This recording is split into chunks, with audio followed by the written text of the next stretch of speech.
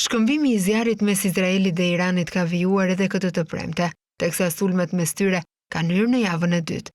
Ushtria izraelite ka bërë të ditur se ka sulmuar 10 objektiva, përfshirë ato që i quajti vende prodhimi raketash në Teheran. 7 persona janë plagosur në Beersheba, në jug të Izraelit, kanë njoftuar shërbimet e emergjencës, pasi një raketë iraniane goditi një park teknologjik, ndërsa Irani nuk ka publikuar shifra që nga e diela. Izraeli nisi sulmin kundër Iranit të premten e kaluar, duke thënë se synonte të parandalonte armikun e tij të errshëm nga zhvillimi i armëve bërthamore.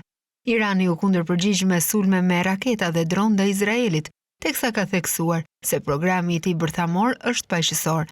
Sulmet ajrore izraelite kanë vrarë 639 persona në Iran, tha Agjencia e Lajmeve të aktivistëve të drejtave të njerëzit, duke shtuar se mes viktimave janë edhe eshaloni i lartë i ushtrisë dhe shkencëtar bërthamor. Izraeli ka thënë se mbi 25 civil izraelit kanë humbur jetën në sulmet me raketa iraniane.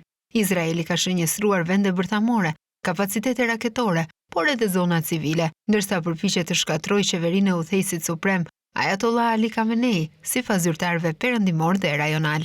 Apo synojmë rrëzimin e regjimit. Ky mund të jetë një rezultat, por i takon popullit iranian të ngrihet për lirinë e tij, tha të njëjtën kryeministri izraelit Benjamin Netanyahu.